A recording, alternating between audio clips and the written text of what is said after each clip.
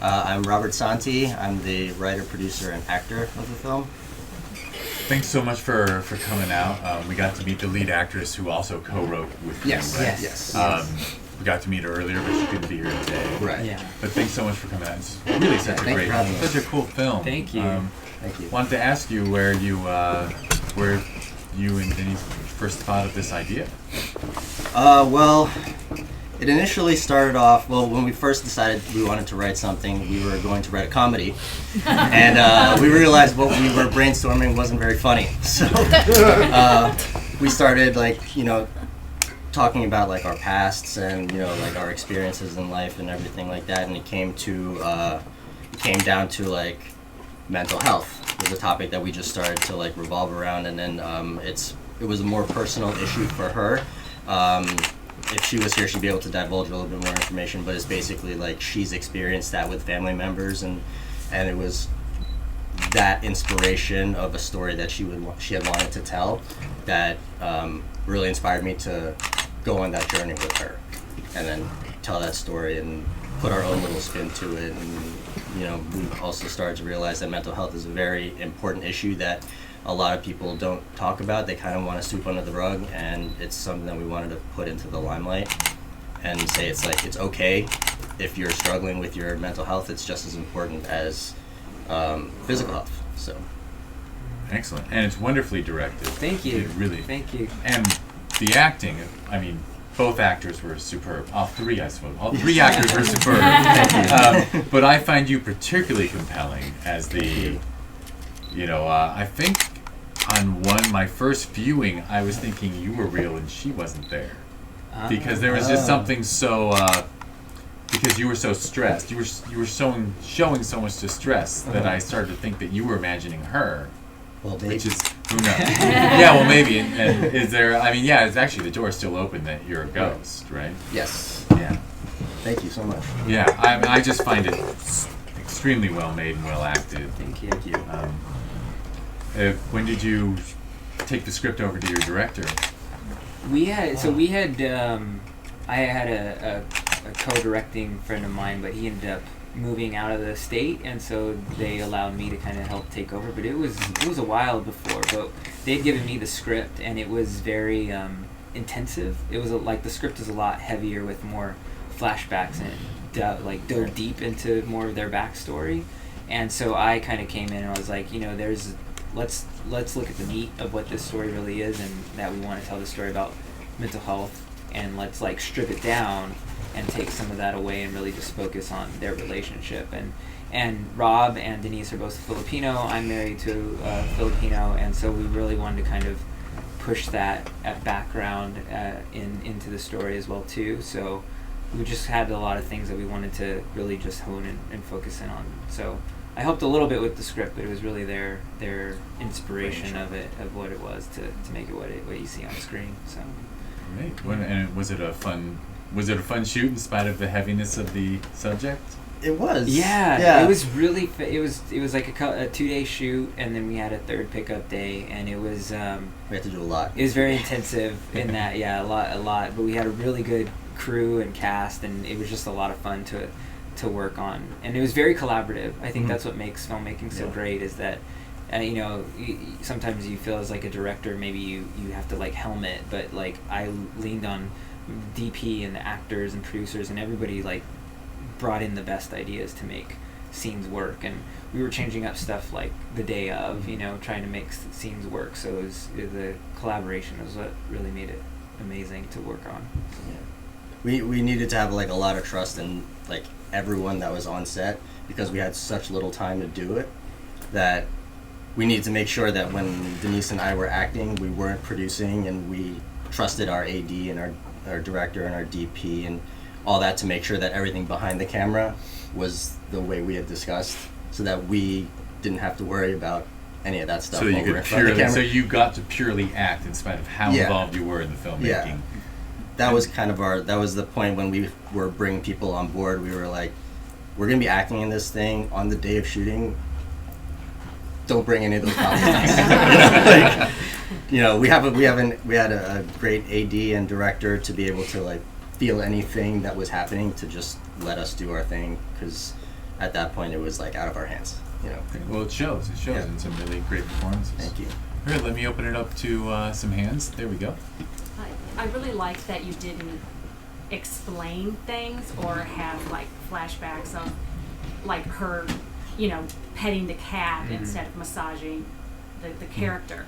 Did you have those things in the script? It's like, it was the cat that knocked over the juice or things. Did you have that in the script and then decided to take it out, or was that not there? I think The original had a lot more flashbacks. It was a lot of like, okay, set up and then flashbacks so we can explain it. Yeah. And it was just, it felt like too much in like a 15-page script. I was like, there's too much happening.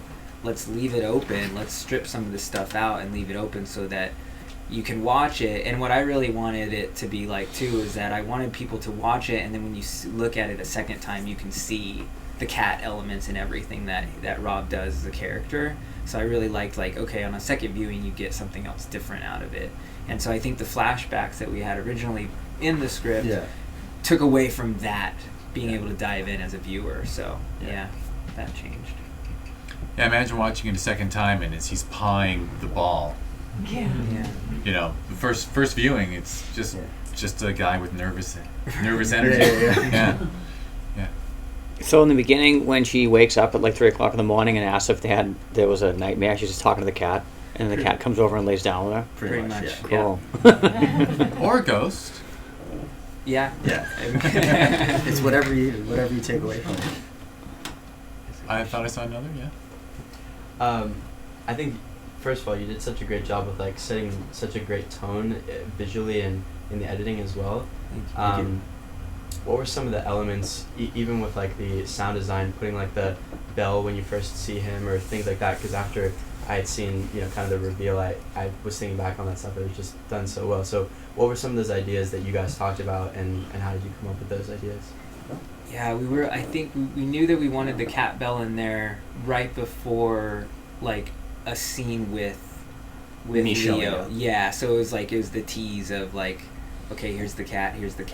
Yeah. And so to have that, and then to have that realization towards the end with the climax of the table scene, and then you hear the bell before she runs upstairs. I think we really knew that sound design was going to be key, because there's a few movies that we had been watching right up around the time. They were Black Coat's Daughter and Hereditary were like two big inspirations for the visuals, and so we knew that sound was going to be just as important as visuals were for this film. So. And we didn't want to give everything away, so it was that balance of like, how subtle can we make it, but it's something that you can think back and make that connection once you see everything happen. So I think at one point we're like, is the bell too much? It's like, will you get that he's a cat? But luckily it's like strategically placed and not overdone, so that it's kind of like, it's just done in passing.